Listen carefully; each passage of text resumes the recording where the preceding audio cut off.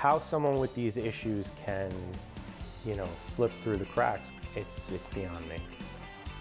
Right now, suicide behind bars. 5 suicides within 24 months at a single Nassau County jail. Tonight, we dig deeper. A special RFL investigation into what's causing inmates to hang themselves. And next, this is not class warfare.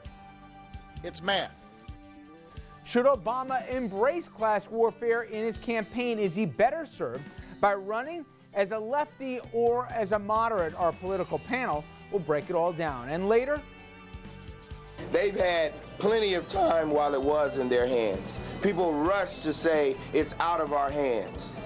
But this police station here, this is their backyard, right? No grand jury in the Trayvon Martin case. Special prosecutor made that announcement today.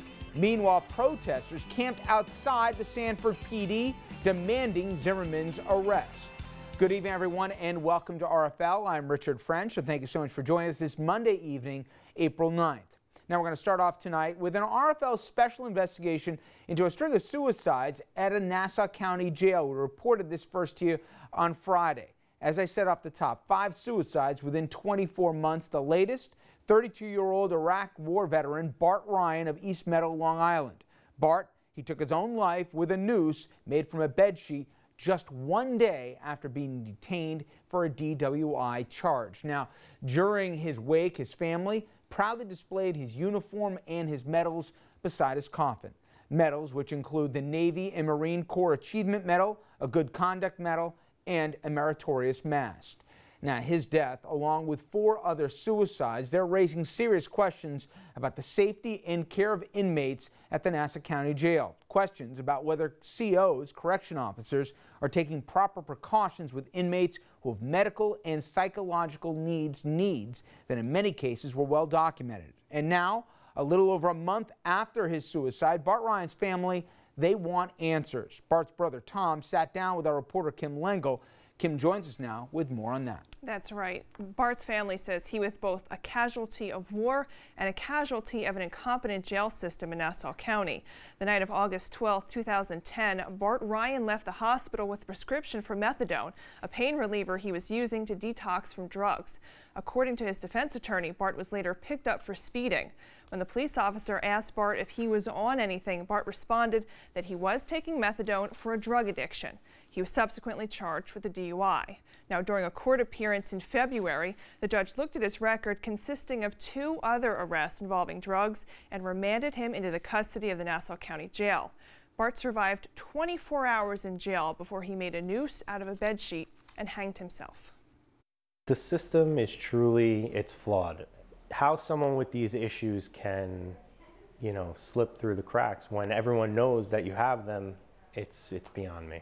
Tom Ryan, the surviving brother of Marine Sgt. Bart Ryan, says he feels like he sent his brother to war, but lost him in battle when he returned home. He was always fun. He was a dreamer. He always wanted the bigger things in life.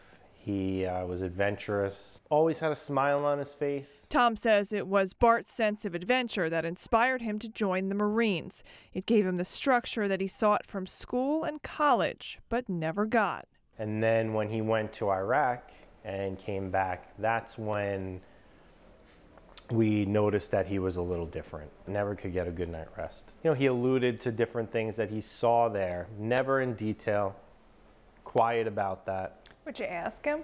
I asked him some questions, and let him answer what he wanted. I never pried into it because I knew that it could be a sensitive subject for him. But as his brother, I would probably ask more than the average person. Was there a concern early on that those feelings that he had could lead to something more dangerous later on? To be honest with you, no. Just thought maybe he would work it out on his own. Kind of, yes. He was diagnosed with PTSD. Post-traumatic stress disorder. Correct. And, he battled for a while, and it was very tough on him, tougher than he let on.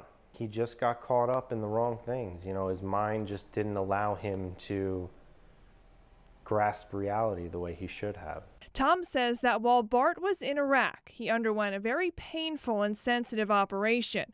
Tom says it led to a dependence on prescription painkillers. You started to see him become more dependent on that kind of stuff, where he wasn't able to deal with the problems himself, and he would turn to the quick solution. For the last 6 years, Bart wandered in and out of drug rehab programs and was arrested 3 times between 2008 and 2011.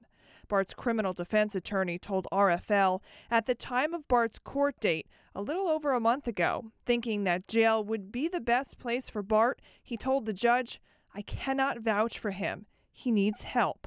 Having heard Bart's history of mental illness and history of drug use, the judge set bail at $5,000 and ordered him to be held at the Nassau County Jail under 72-hour observation. From there, he was supposed to attend a military court special for veterans. It was expected that Bart would be ordered to undergo therapy for his PTSD. But 24 hours into his stay at the jail, something went terribly wrong. According to reports from correction officials, Bart Ryan tied a noose with his bedsheet and ended his life. But he was on some psych meds. So was this a case where he needed to have that medication and it was withheld from him? I would believe that it was. We don't have those answers, you know, and that report takes so long to come out, so we don't really know.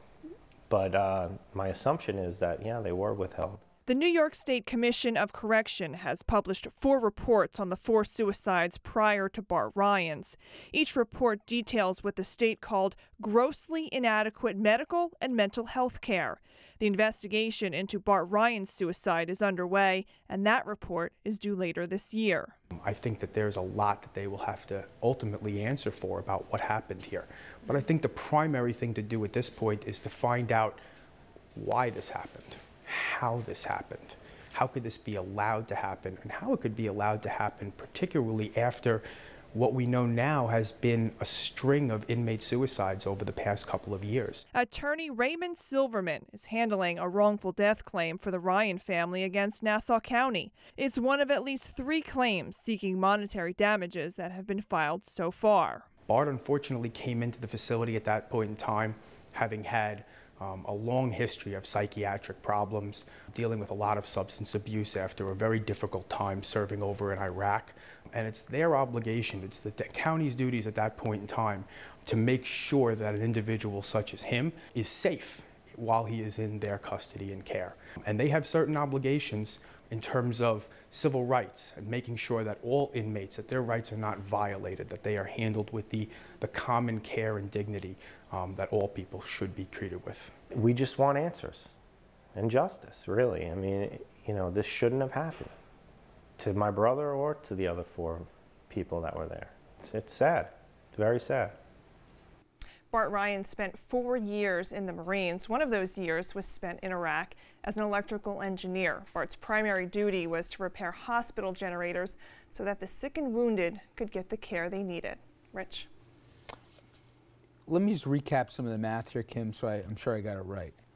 4 inmates committed suicide in that jail within less than a 2-year span before Bart Ryan walked in the doors. Primarily, the 4 committed suicide within the year of 2010. Okay. So there'd been precedent that people have taken lives in a decent-sized number. It's a jail now, not a prison, and over the week we'll make that distinction. So at trial, it was introduced that this is a guy who had PTSD, post-traumatic stress disorder, obviously had a drug addiction here that he wasn't able to battle, and he was going to be going in for supervision before then once again he'd be going to the military courts. So the court certainly knew, and one would assume the jail would know, that this was a guy with a lot of issues that was going to be spending, I guess, 72 hours at that point behind their walls, right? You're absolutely right. But somewhere along the way, somebody dropped the ball. And again, if this was a single tragic mistake, that in itself would be unacceptable. But there was a pattern that was established here. And you've spoken to a bunch of people, we'll see over the course of this week, people are still at a loss for answers as to how this happens and happens and happened again. There's a pattern of officials inside the jail using outdated forms. There's a pattern of officials inside the jail not following protocol. And we'll hear later on in the week from a nurse who says she worked inside that jail and left because she felt pressure not to treat the inmates with the proper health care they needed.